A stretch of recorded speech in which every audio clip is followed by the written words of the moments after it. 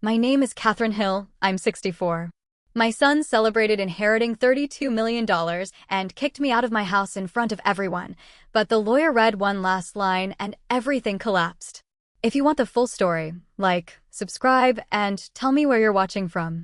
I never thought I'd be here, telling this story with my voice still shaking from anger and my heart still bleeding from betrayal. But here I am, because sometimes the only way to heal is to speak the truth, even when it burns your throat on the way out. You need to understand who I was before this nightmare began. I lived in Cedar Falls, Iowa, population 8,200 if you count the dogs, which most of us do. It's the kind of place where you still wave at strangers, and where the biggest scandal used to be whether the Methodist Church would beat the Baptist Church in the annual pie contest. I was Catherine Winters then, daughter of a hardware store owner who taught me that an honest day's work was worth more than all the gold in California. I married Richard Hill when I was 22. God, he was beautiful, not in that polished, magazine way, but in the way that sunset over cornfields is beautiful. Honest and real and warm. We had 3 children, Thomas, my oldest, who became a teacher and inherited his father's gentle heart. Lucy, my firecracker daughter, who could argue the paint off a barn, but had more integrity in her pinky finger than most people have in their whole body, and Andrew, my youngest, my baby, who I thought hung the moon and stars until he tried to steal them from me. For 42 years, Richard and I built a life in the little blue house on Maple Street.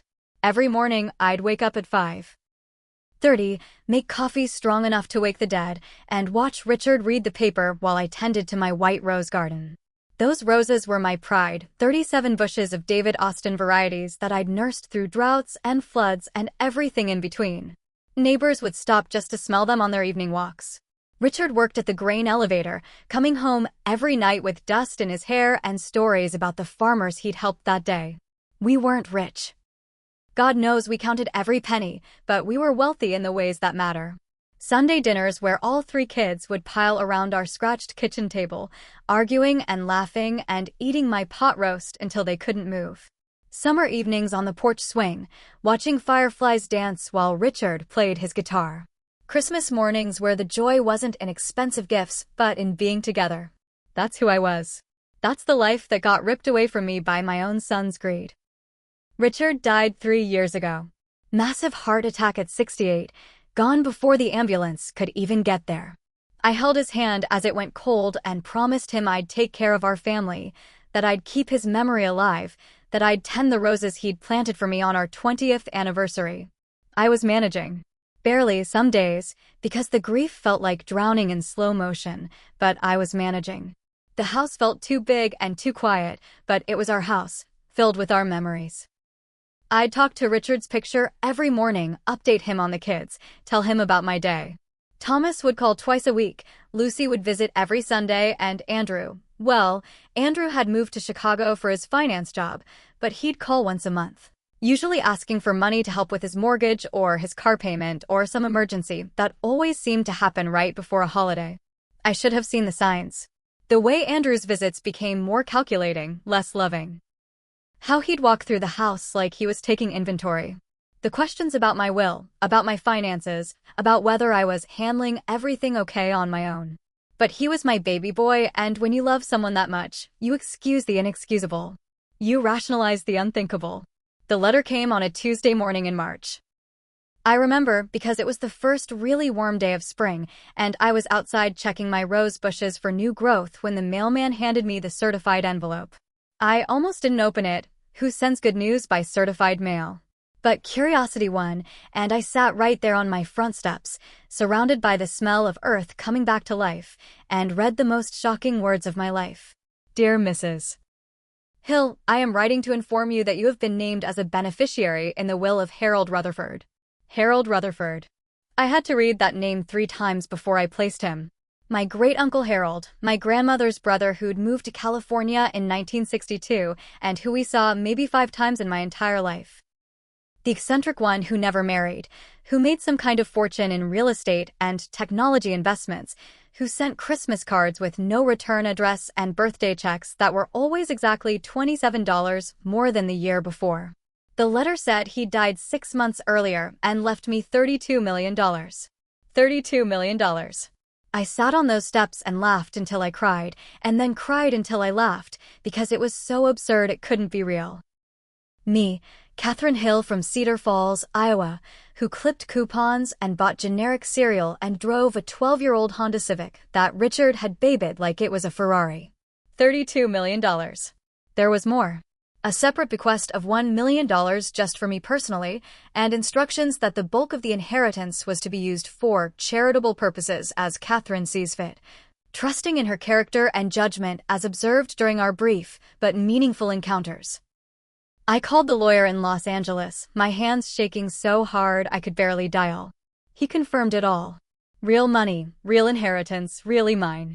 Harold had been worth over $100 million when he died, and for reasons he'd outlined in a separate letter that would be delivered to me personally, he'd chosen me to carry on what he called his mission of quiet giving. The kids were coming for Sunday dinner that week, and I decided to tell them all together. I was so excited I could barely sleep. This was going to change everything, not just for me, but for all of us. I could help Thomas pay off his student loans from his master's degree, help Lucy start the nonprofit she'd been dreaming about, help Andrew with his endless money troubles. We could travel together, create a legacy, do something meaningful with this unexpected blessing. Sunday came, and they all arrived within minutes of each other like they'd planned it. Thomas with his usual bag of groceries because he worried I wasn't eating enough, Lucy with flowers from her garden because she knew how I missed having fresh blooms in the house during winter, and Andrew in a new suit that probably cost more than my monthly Social Security check. We were halfway through dinner when I couldn't contain myself anymore. "I have something to tell you all," I said, my voice high and breathless with excitement. "Something wonderful." I told them about Harold, about the letter, about the money. I watched their faces change, Thomas's shock and joy, Lucy's wide-eyed disbelief, and Andrew. Andrew got this look I'd never seen before. His eyes went flat and calculating, like he was doing math in his head. Thomas was the first to speak. "Mom, that's incredible. Think of all the good you could do with that kind of money." Lucy jumped up and hugged me so hard she nearly knocked me over. "Oh my God, Mom. You could fund a dozen scholarships, help so many people." But Andrew just sat there, cutting his pot roast into precise little squares. Finally, he looked up with a smile that didn't reach his eyes. "That's amazing, Mom. Really amazing. Have you thought about what you're going to do with it?" "I'm still processing it all," I said. "But I know I want to help all of you, and I want to honor Harold's wishes about charitable giving."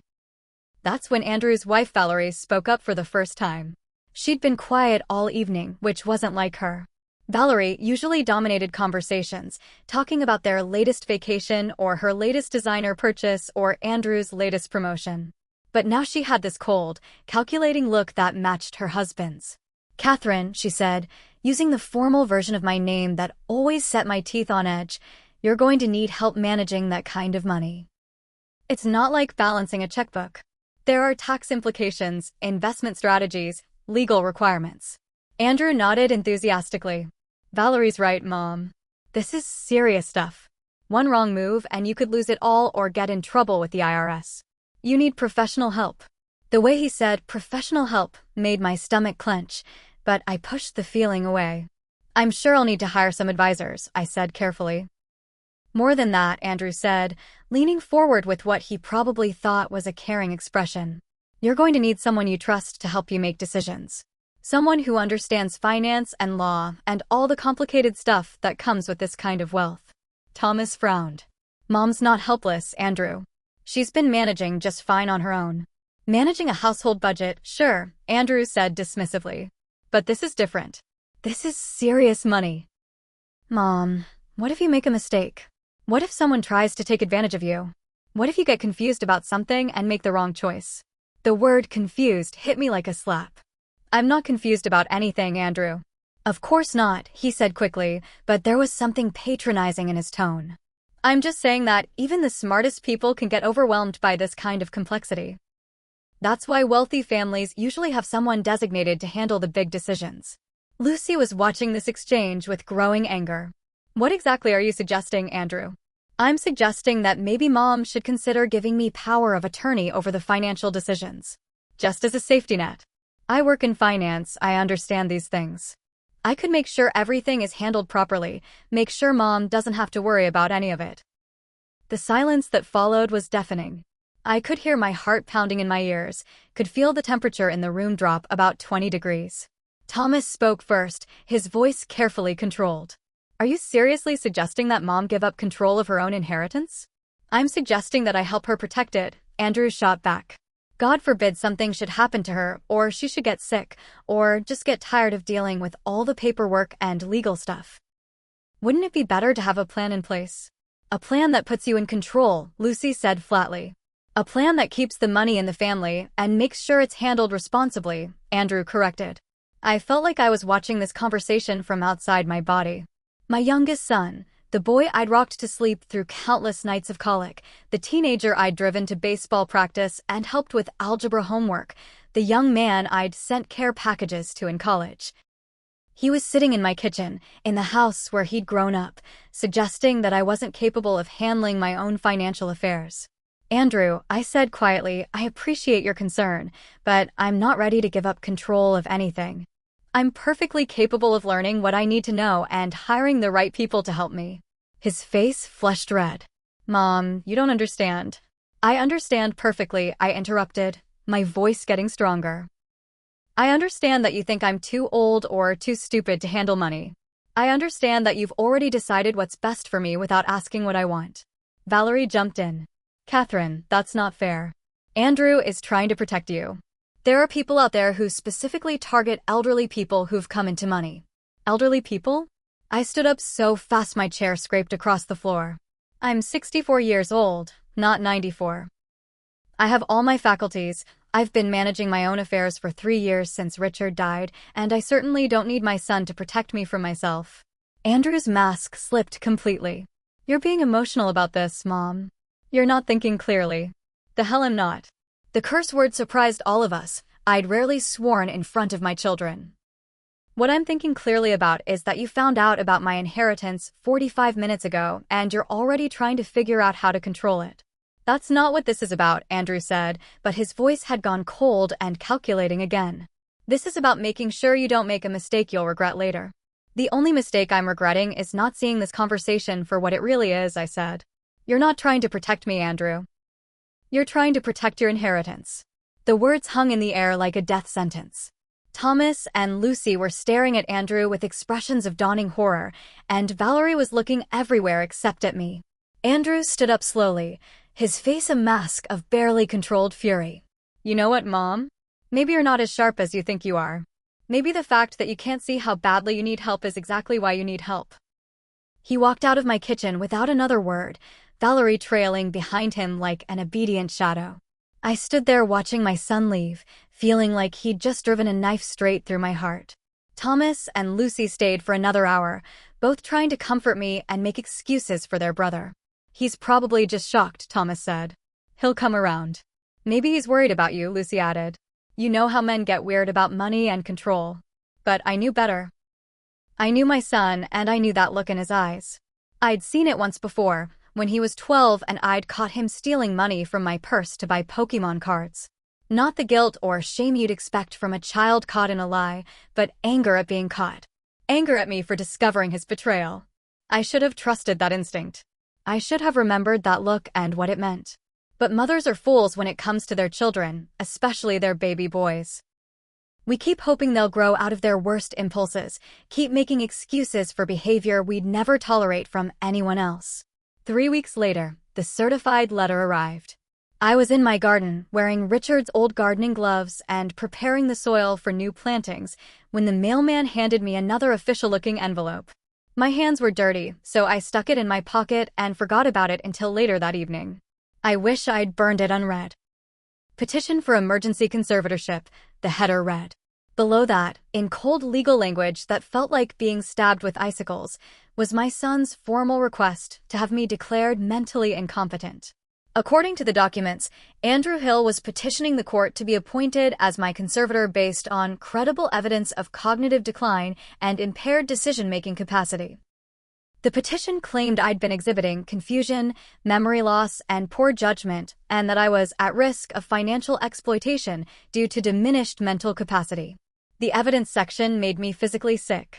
Sworn statements from people I'd never heard of claiming they'd witnessed me acting confused in public. A statement from someone identified as a family friend, describing how I'd gotten lost driving to the grocery store and had to call for help. Another statement claiming I'd been seen talking to myself in my front yard and appeared not to recognize neighbors I'd known for decades. Every single word was a lie. Every single allegation was fabricated. But there it was, in legal black and white, my own son's sworn testimony that I was losing my mind. The worst part was reading his statement. 3 pages of carefully crafted lies mixed with just enough truth to sound believable. Yes, I'd been sad since Richard died. That was grief, not dementia. Yes, I sometimes forgot small details. That was normal aging, not cognitive decline. Yes, I talked to Richard's picture. That was love and loss, not mental illness. But Andrew had twisted every normal human emotion into evidence of my incompetence. He described me as increasingly isolated and paranoid for being cautious about giving him financial control. He characterized my reasonable questions about his motives as aggressive outbursts and irrational suspicion. He painted my independence as dangerous delusion and my self-sufficiency as dangerous denial. The hearing was scheduled for the following Friday. 4 days to respond to a petition that had clearly been months in the making. 4 days to find a lawyer and gather evidence and somehow prove that I was competent to manage my own life. I called Thomas first, my fingers shaking so hard I could barely dial. "Did you know about this?" I asked when he answered. "Know about what, Mom?" When I read him the petition, the silence stretched so long I thought the call had dropped. Finally, he said, "Jesus Christ, Mom." I had no idea. I can't believe he would do this. Lucy's reaction was more colorful and involved several words that would make my grandmother roll over in her grave. "That little bastard," she spat. He planned this whole thing. The dinner, the fake concern, all of it. But knowing Andrew had planned it didn't help me fight it. I needed a lawyer, and I needed one fast. I called 12 attorneys before I found one willing to take an emergency conservatorship case on 4 days' notice. Margaret Chin was a small woman with steel in her voice and fire in her eyes, and when I explained the situation, she got very quiet and very focused. "Mrs. Hill," she said, "I need you to understand what we're up against. Conservatorship proceedings are designed to move quickly because they're supposed to protect vulnerable people from immediate harm. The burden is on us to prove you're competent, not on them to prove you're not. And family members who petition for conservatorship are usually given the benefit of the doubt." "But I'm not incompetent," I said. "I believe you," Margaret replied. "But belief isn't evidence. We need to prove it. Can you be at my office tomorrow morning at 8 for a cognitive assessment?" The next few days were a blur of psychological tests, medical examinations, and frantic phone calls to anyone who could testify to my mental state. My doctor of 15 years was appalled by the allegations and agreed to testify. My neighbor, Mrs. Patterson, who I'd been helping with her own financial affairs since her husband's stroke, was furious and insisted on making a statement. Thomas and Lucy both flew in to support me and provide their own testimony. But none of that could have prepared me for the humiliation of that courtroom. Judge Harrison was a tired-looking man in his 60s who clearly didn't want to be dealing with family drama on a Friday afternoon. Andrew sat at the plaintiff's table with a lawyer who looked like he charged more per hour than I used to make in a month, wearing an expression of sorrowful concern that made me want to scream. Andrew's lawyer painted a picture of a confused, elderly woman who'd become increasingly erratic since her husband's death.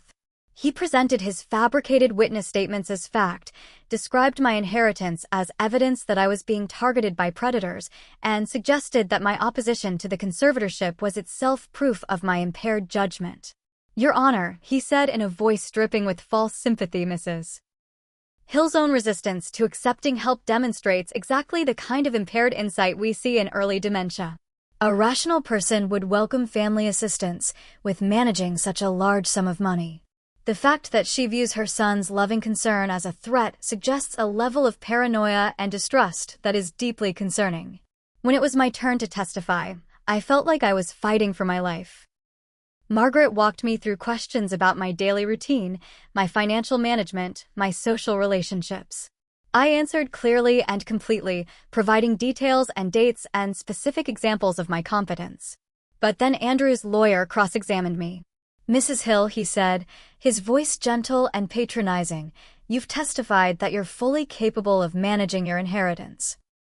But isn't it true that just last week you called your son crying because you couldn't figure out how to use your new television remote? I hadn't called Andrew in 3 weeks. The remote comment was something I'd mentioned to Lucy months ago as a joke about technology changing too fast. But somehow it had made its way into their evidence. Mrs. Hill, isn't it true that you've been seen talking to your deceased husband's photograph? Mrs. Hill, isn't it true that you sometimes forget what day of the week it is? Mrs. Hill, isn't it true that you've become increasingly suspicious and hostile toward family members who are trying to help you? Each question was designed to make normal human behavior sound like evidence of mental illness. Talking to Richard's picture became a sign of disconnection from reality. Occasional confusion about days of the week became evidence of cognitive decline. My anger at Andrew's betrayal became proof of paranoid delusion. The worst moment came when Andrew himself took the stand. My son, whom I'd loved and protected and sacrificed for, sat in that witness box and lied about me with tears in his eyes. "Your Honor," he said, his voice breaking with what sounded like genuine grief, "it breaks my heart to be here. My mother raised me to respect my elders and honor my family. But I can't stand by and watch her destroy herself out of pride." He described incidents that had never happened, conversations that were pure fiction, behaviors that existed only in his imagination. He made himself sound like a devoted son who was heartbroken by his mother's decline, when the truth was that he was a greedy predator trying to steal my inheritance. "She's not the woman who raised me," he concluded, wiping away crocodile tears. "The mother I knew would have been grateful for help. The mother I knew wouldn't have accused her own family of trying to hurt her. I just want to protect her the way she protected me when I was young." I wanted to stand up and scream that he was lying, that every word was calculated manipulation, that the woman who raised him was sitting right there watching him destroy her. But Margaret had warned me to stay calm, to let the evidence speak for itself. The problem was that Andrew's lies were more compelling than my truth. His story was simple and emotional. Devoted son tries to help declining mother who's too proud and confused to accept help. My story was complex and required the judge to believe that a son would betray his own mother for money. When we broke for lunch, I was sure I was going to lose. Andrew's performance had been masterful, and his lawyer had painted a picture of concern and love that was hard to argue with. Margaret tried to reassure me, but I could see the worry in her eyes. That's when everything changed.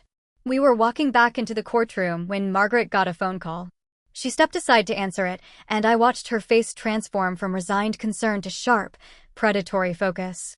"Mrs. Hill," she said quietly, hanging up the phone, "we just got a gift."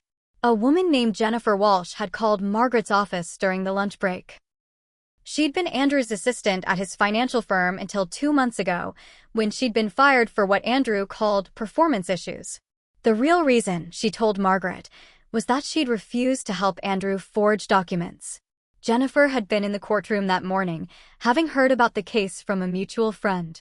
She'd listened to Andrew's tearful testimony about his concern for his mother, and she decided she couldn't stay silent anymore.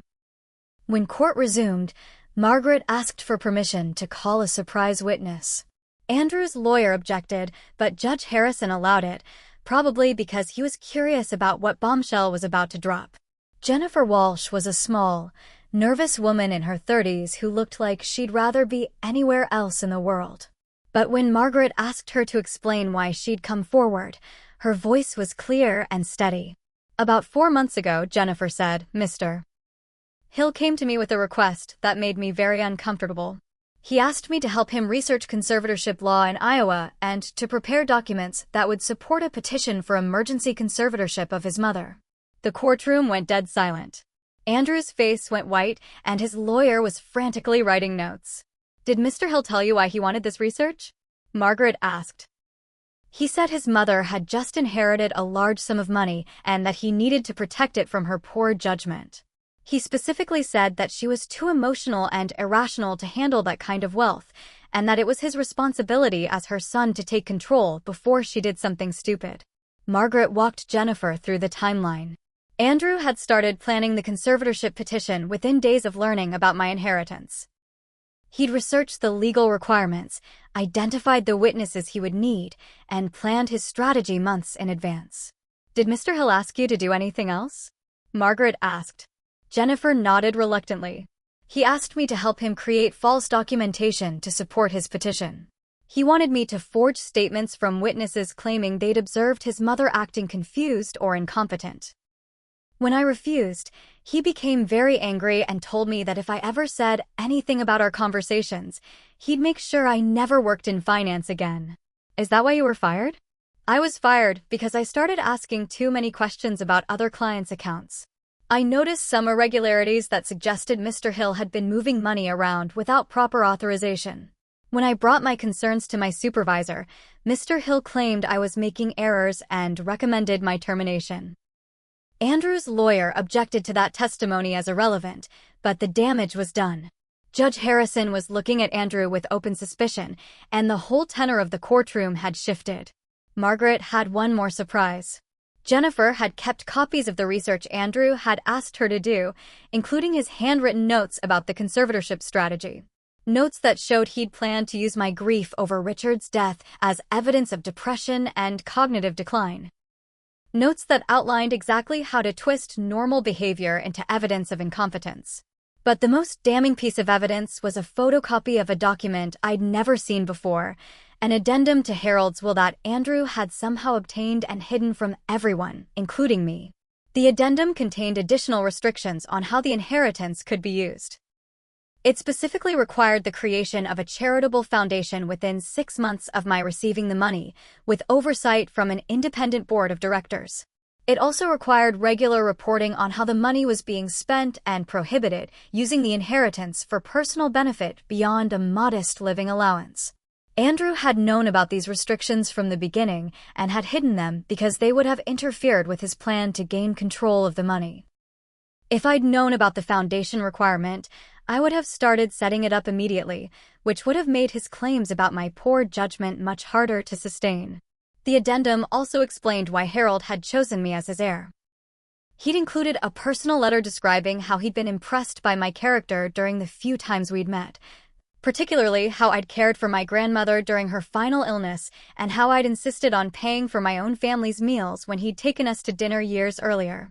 He'd specifically chosen me because he believed I would use the money responsibly and generously, unlike other family members who'd approached him over the years asking for financial help. When Margaret finished presenting this evidence, the courtroom felt like the aftermath of an explosion. Andrew was slumped in his chair, his face gray and his carefully constructed facade completely shattered. His lawyer was whispering urgently in his ear, probably advising him about his legal exposure for fraud and perjury. Judge Harrison looked like a man who'd just watched someone kick a puppy. He asked for a brief recess to review the evidence, and when he returned, his voice was cold with disgust. In 30 years on the bench, he said, I have rarely seen such a clear case of attempted fraud perpetrated by a family member against their own parent. Mr. Hill, your petition for conservatorship is not only denied, but I am ordering an immediate investigation into possible criminal charges for perjury, fraud, and elder abuse. He turned to me, and his voice softened slightly. Mrs. Hill, I apologize that you had to endure this proceeding. Based on all the evidence presented, you are clearly a competent adult fully capable of managing your own affairs. The court finds no basis whatsoever for the allegations made against you. Andrew's lawyer tried to say something about an appeal, but Judge Harrison cut him off. Counselor, I suggest your client focus on preparing for the criminal investigation rather than pursuing this frivolous petition any further. I should have felt victorious. I should have felt vindicated and relieved and ready to move on with my life. Instead, I felt hollow and broken and completely alone. Because the truth was that while I'd won in court, I'd lost something much more important. I'd lost my son. Not to death or distance or even honest disagreement, but to greed and selfishness and a willingness to destroy me for money. The courtroom emptied slowly. Thomas and Lucy hugged me and told me how proud they were. Margaret shook my hand and congratulated me on the victory, and various supporters and witnesses offered their condolences and encouragement. But through it all, I kept watching Andrew. He sat at that table for a long time after everyone else had left, staring down at his hands like he'd never seen them before. Valerie had disappeared the moment the judge announced his decision, probably already calling a divorce lawyer, knowing her. But Andrew just sat there, looking lost and smaller than I'd ever seen him. For a moment, just a moment, I felt sorry for him. This was my baby boy, the child I'd sung to sleep and cheered for at Little League games and worried about through every fever and heartbreak. Whatever he'd become, he'd started as my sweet, sensitive little boy who used to crawl into my bed during thunderstorms and beg me to read him just one more story. But then I remembered his testimony. I remembered him sitting in that witness box, looking directly at me, and lying about my mental competence with tears streaming down his face. I remembered the calculated cruelty of his betrayal, the months of planning it had taken to try to destroy me. The pity died as quickly as it had come. I walked out of that courthouse feeling like a stranger to myself. I'd won, but winning felt like losing everything that mattered. The next few weeks were a nightmare of media attention and legal complications. Someone had leaked the story to the local newspaper, and suddenly my private family tragedy was front-page news. Son tries to steal mother's inheritance was the headline that ran in papers across Iowa and beyond. Reporters called constantly, wanting quotes about elder abuse and family greed. Legal experts contacted me asking if I'd be willing to speak about conservatorship reform. Financial advisors suddenly wanted to manage my money, and charity organizations appeared out of nowhere asking for donations. But the worst part was coming home to my house, my sanctuary, the place Richard and I had built our life, and finding it vandalized. Someone had thrown rocks through my front windows. Someone had spray-painted "crazy old bitch" across my garage door. Someone had destroyed my rose garden, cutting down 37 bushes that had taken me decades to cultivate and nurture. I stood in my backyard, looking at the destruction of something I'd loved so deeply, and I finally broke down completely. I cried for my roses, for my marriage, for the family I'd thought I had, for the innocence I'd lost about the people I'd trusted most. I cried until I was empty, until there were no more tears left. I never found out who vandalized my property. The police investigated, but they never made any arrests. I had my suspicions. Valerie had friends in town who might have been angry about the embarrassment the trial had caused their social circle. But I couldn't prove anything, and, honestly, I was too tired to care. The important thing was what happened next. Thomas drove over the morning after I discovered the damage, took one look at my destroyed garden, and called Lucy. By that afternoon, they were both there with shovels and mulch and a truck full of new rose bushes. "We're not replacing them," Lucy said firmly as she dug holes for the new plantings. "We're starting over. Fresh beginning, new growth, but stronger roots this time." Thomas had brought his kids, my grandchildren, who'd heard bits and pieces of the family drama but didn't really understand what had happened. 8-year-old Emma and 10-year-old Michael just knew that Grandma was sad and that someone had hurt her garden, so they threw themselves into the replanting project with the intense focus that only children can muster. "Grandma," Emma said, patting soil around a new David Austin bush, "these roses are going to be even prettier than the old ones because we're planting them with extra love." Michael, ever practical, had appointed himself project manager. "We need to put the tall ones in back and the short ones in front so they all get enough sun," he announced, as if he'd been gardening his whole life instead of learning everything from YouTube videos that morning. Watching my family rally around me, seeing the literal and metaphorical new growth taking root in my destroyed garden, I felt something I hadn't experienced since this nightmare began: hope. It took 6 months to get the charitable foundation fully established. Harold's had been specific about the timeline but vague about the details, so I had considerable freedom in designing how it would operate. I decided to call it the Richard Hill Memorial Foundation, honoring my husband's memory while fulfilling Harold's vision for charitable giving. The foundation's mission became supporting rural education and small-town economic development, causes that would have mattered to both Richard and Harold. We funded scholarships for kids who wanted to go to college but couldn't afford it, supported small businesses trying to stay alive in struggling communities, and invested in infrastructure projects that larger organizations overlooked. I threw myself into the work with an intensity that surprised everyone, including me. Maybe I was trying to prove something to myself, or maybe I was trying to create meaning out of the meaninglessness of my family's destruction.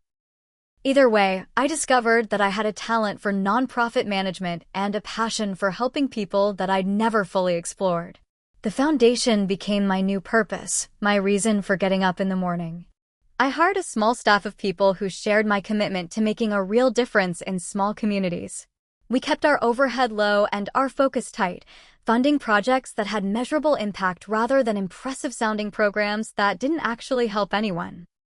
Within 2 years, the Richard Hill Memorial Foundation had funded 47 scholarships, helped 16 small businesses stay afloat or expand, and supported infrastructure improvements in 12 small towns across Iowa, Nebraska, and Minnesota. We weren't changing the world, but we were changing individual lives in ways that mattered. The irony wasn't lost on me that Andrew's attempt to steal my inheritance had led to exactly the kind of responsible, generous use of the money that Harold had envisioned. If Andrew had succeeded in gaining control, the money would have disappeared into his personal accounts and investment schemes. Instead, it was funding exactly the kind of quiet, meaningful charitable work that Harold had wanted. I found my voice as a public speaker during this period, talking to community groups and nonprofit organizations about rural philanthropy and family dynamics. People were fascinated by my story, the betrayal, the legal battle, the redemption through service. But what resonated most was my message about the difference between wealth and worth, between having money and using it meaningfully. Money doesn't change who you are, I'd tell audiences. It reveals who you've always been. My son didn't become greedy because of my inheritance. The inheritance just gave his existing greed an opportunity to show itself. Andrew spent 18 months in prison. He was convicted of attempted fraud, perjury, and elder abuse, charges that carried a combined sentence of 2 to 4 years. With good behavior and cooperation with the authorities, he was released after serving 18 months. I found out about his release the same way I found out about most things related to Andrew during this period. Thomas called to tell me. Andrew had been prohibited from contacting me directly as part of his plea agreement, and, honestly, I wasn't sure I wanted to hear from him anyway. "He's been asking about you," Thomas said carefully. "Asking how you're doing, whether you're still angry, whether you think there might be room for forgiveness someday." I'd been expecting this conversation for months, but I still wasn't prepared for the complexity of my emotions when it actually happened. Part of me was still furiously angry at Andrew's betrayal. Part of me missed my son desperately, missed the relationship we'd had before greed poisoned everything. And part of me was genuinely curious about whether prison had changed him, whether he'd learned anything from the consequences of his actions. "What do you think?" I asked Thomas. "I think he's different," Thomas said slowly. "I think he understands what he lost, not just the money but the family relationships. He's been working with a counselor, trying to figure out how he got to the place where he thought stealing from his own mother was acceptable.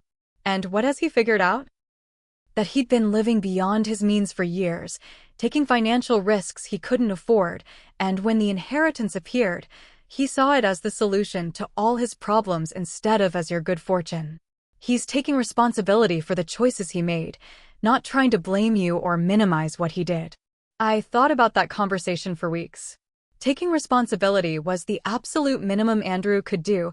He'd have to do much more than that to even begin earning forgiveness. But it was a start, and frankly, it was more than I'd expected from him. The foundation had been operating for 3 years when Andrew first tried to contact me directly.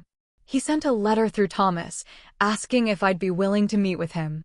Not to discuss money or reconciliation, he wrote, but because he wanted to apologize properly and to ask if there was any way he could contribute to the foundation's work. I said no. I wasn't ready, and I wasn't sure I'd ever be ready. The wounds were still too fresh, the betrayal still too raw. The idea of sitting across from Andrew and listening to his apologies felt like reopening injuries that were just beginning to heal. He tried again 6 months later, and again I declined. But this time, I asked Thomas to find out what Andrew meant by wanting to contribute to the foundation's work. It turned out that Andrew had been volunteering at a literacy program for low-income kids while he was in prison and had continued the work after his release. He'd gotten certified as a reading tutor and was spending his weekends at community centers in low-income neighborhoods, helping kids who were struggling in school. "He's good at it," Thomas reported. "Really good." The kids like him, and he's patient in a way I never saw when we were growing up. He asked if the foundation might be interested in funding similar programs in rural areas. The suggestion intrigued me despite myself. Rural literacy was exactly the kind of cause the foundation supported, and if Andrew had genuinely developed expertise in this area, his input could be valuable. But the idea of working with him professionally felt impossible given our personal history. I compromised. I agreed to review a written proposal from Andrew about rural literacy programming, with the understanding that any communication would go through Thomas and that I reserved the right to reject the proposal for any reason. Andrew's proposal was impressive. It was thorough, well-researched, and demonstrated a deep understanding of the challenges facing rural schools and struggling readers. He'd identified specific communities where literacy programs could have the greatest impact, outlined evidence-based teaching methods, and provided realistic budgets and timelines. More importantly, the proposal showed genuine passion for helping kids who reminded me of Andrew himself, children from families without much money or education, kids who needed extra support to reach their potential. I funded the pilot program. Not because I'd forgiven Andrew, and certainly not because I trusted him with foundation money. I structured the funding carefully, with strict oversight and reporting requirements, and I made sure Andrew understood that his personal involvement was contingent on his continued good behavior and transparency. But I funded it because it was a good program that would help kids, and the foundation's mission was more important than my personal feelings about its architect. The pilot program was successful beyond our expectations.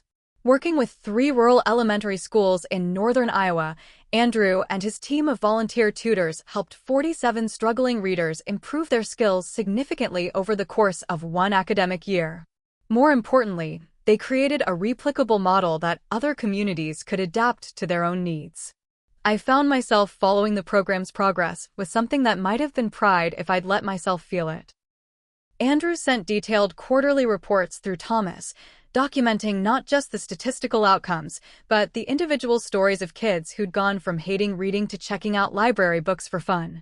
One report included a video message from a 7-year-old named Katie who wanted to thank the Foundation lady for sending Mr. Andrew to help her learn to read.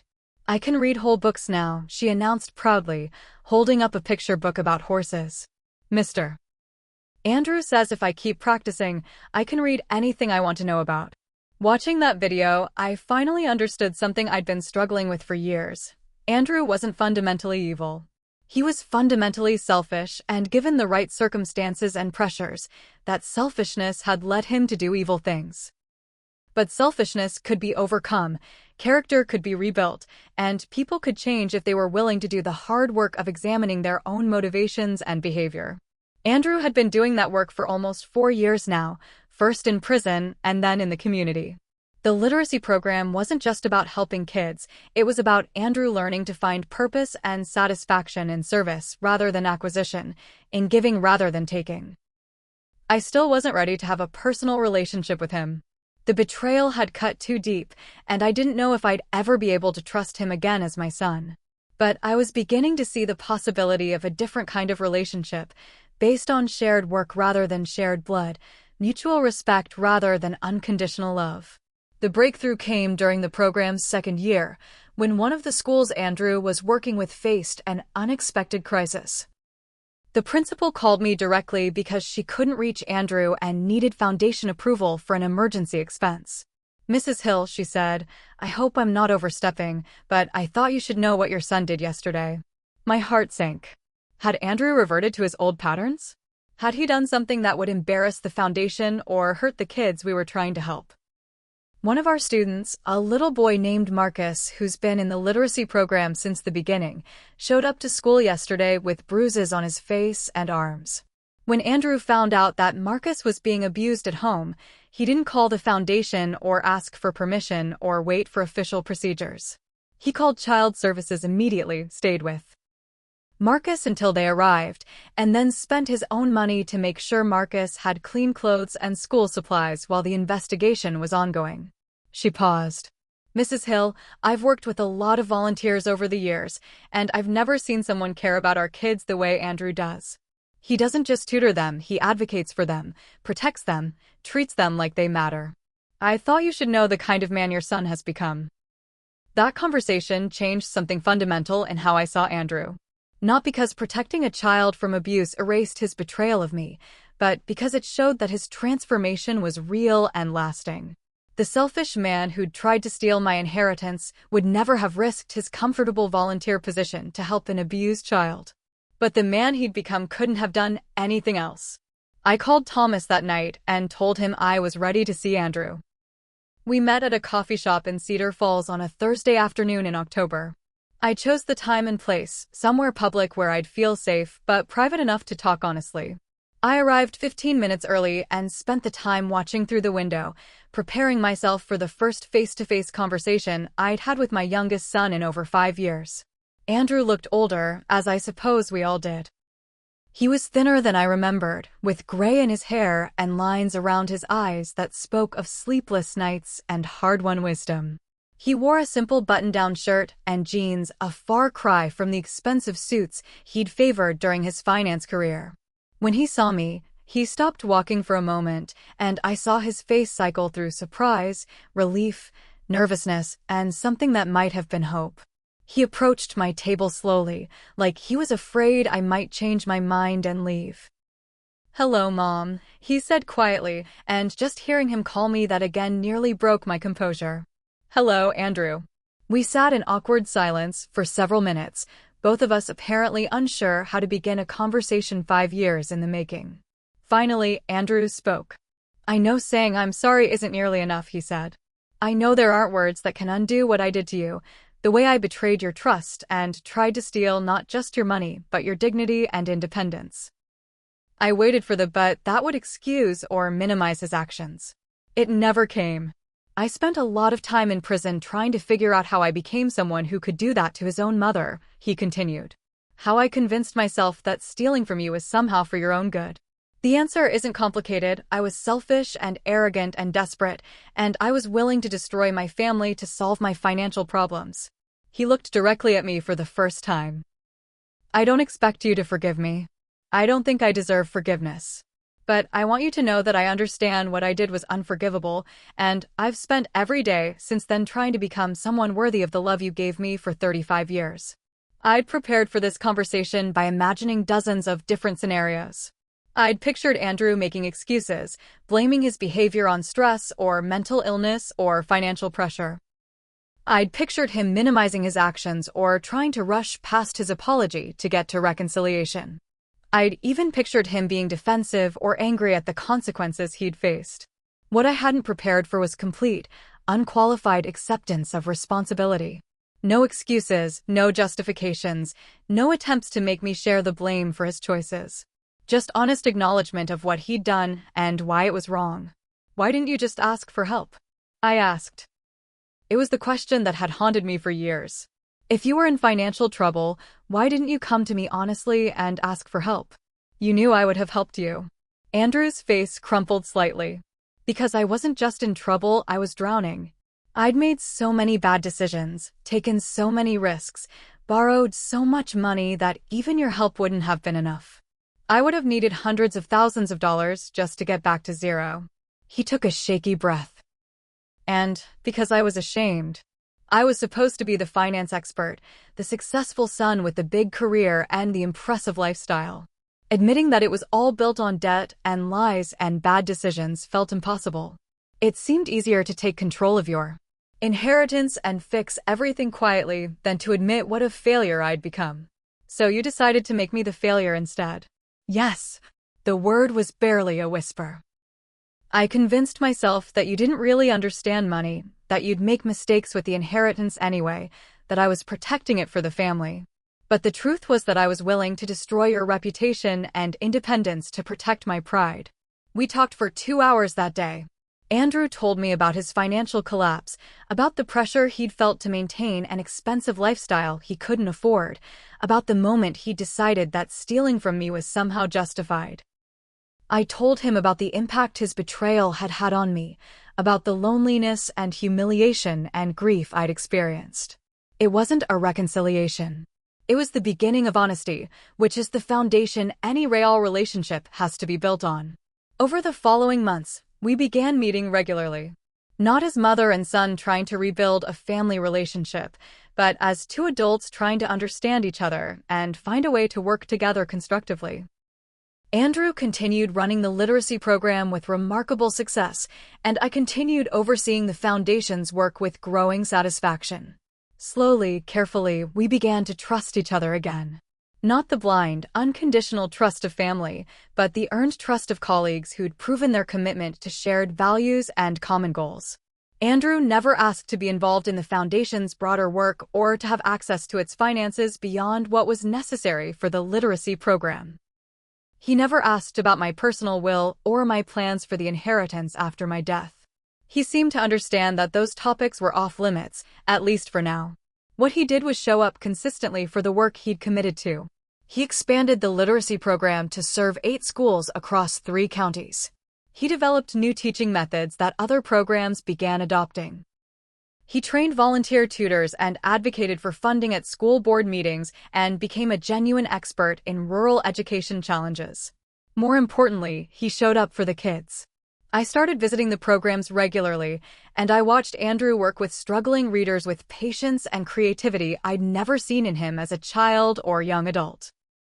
He celebrated their small victories, encouraged them through setbacks, and treated each child like their success mattered more than anything else in the world. Mr. Andrew saved my reading, a 10-year-old named Sarah told me during one of my visits. I used to think I was dumb because I couldn't read like the other kids, but he taught me that my brain just learns different and that's okay. Watching Andrew with these children, seeing how much they trusted and loved him, I began to understand something profound about redemption. People can change, but only if they're willing to do the hard work of becoming someone different than who they were.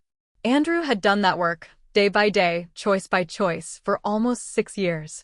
The foundation is 10 years old now, and it's become everything Harold hoped it would be. We've funded over 200 scholarships, supported 150 small businesses, and invested in infrastructure improvements that have helped dozens of rural communities thrive. The literacy program has expanded to serve 30 schools and has helped over 500 children improve their reading skills. Andrew is now the Foundation's Director of Educational Programs, a position he earned through competence and dedication rather than family connection. He reports to our board of directors, not to me, and his programs are evaluated on their outcomes, not on our personal relationship. We have lunch once a month and talk regularly about foundation business. We don't have the relationship we had when he was my baby boy and I was his adoring mother. That relationship died in a courtroom 5 years ago, and we both understand it's never coming back. But we have something different now, something that might be more valuable because it's been earned rather than assumed. We have mutual respect, shared purpose, and the hard-won understanding that comes from surviving the worst thing you could do to each other and finding a way to rebuild something meaningful from the wreckage. Andrew has never remarried. Valerie divorced him while he was in prison and moved to California with her settlement money. He lives alone in a small apartment, drives a used Honda Civic, and spends most of his free time either working with kids or taking online courses in education and child development. I asked him once if he was happy with the life he'd built for himself. Happy isn't the right word, he said thoughtfully. I'm purposeful. I'm useful. I'm doing work that matters with people I care about. That's more than I had when I was making 3 times as much money and living in a house I couldn't afford. Thomas and Lucy have gradually rebuilt their relationships with Andrew as well, though those relationships look different than they did before too. We're not the close, trusting family we once were. We're a collection of adults who share history and genetics and who've learned to work together despite the damage we've done to each other. Lucy put it best at last year's Christmas dinner, the first time we'd all been together in the same room since the conservatorship trial. We're not the family we were, and we can't pretend we are. But maybe we can be the family we are now, with all the complications and careful boundaries that requires. Christmas dinner itself was a study in cautious civility. No one mentioned the inheritance or the trial or the years of silence. We talked about the Foundation's work, about Thomas's students, about Lucy's new job with the environmental nonprofit. We celebrated the kids' achievements and planned a spring camping trip and argued about whether the Cowboys would make the playoffs. It was normal and strained and awkward and healing all at the same time. I think about forgiveness a lot these days. People ask me if I've forgiven Andrew, and the honest answer is that I'm not sure forgiveness is the right framework for what's happened between us. Forgiveness implies that someone has done something wrong, you've chosen to release your anger about it, and you can move forward with a clean slate. But what Andrew did can't be undone, and the damage to our relationship can't be completely repaired. I can't trust him the way I once did, and I'll never feel the same unconditional love for him that I felt when he was my child rather than my colleague. What we have instead is something more complex and perhaps more honest. We've acknowledged the harm that was done, we've both taken responsibility for our parts in the destruction of our family, and we've found a way to work together that honors both our shared history and our current reality. Andrew will never again be my baby boy who could do no wrong. But he's become a man I can respect, someone whose dedication to helping children has earned my admiration even as his betrayal of me can never be forgotten. The money, ironically, has become almost irrelevant to our relationship now. The Richard Hill Memorial Foundation manages most of the inheritance according to Harold's vision, and I live comfortably but modestly on the income from my personal bequest. The wealth that once threatened to destroy our family has instead become the foundation for work that gives all our lives meaning and purpose. I'm 74 now, and I think about legacy more than I used to. When I die, the foundation will continue its work under professional management, guided by the board of directors I've assembled over the years. The money will keep helping rural students and small communities long after I'm gone, which is exactly what Harold intended when he chose me as his heir. But the more important legacy might be the example of how families can survive betrayal if everyone involved is willing to do the hard work of becoming better than they were. Andrew's story could have ended with his conviction and imprisonment, another cautionary tale about greed and family destruction.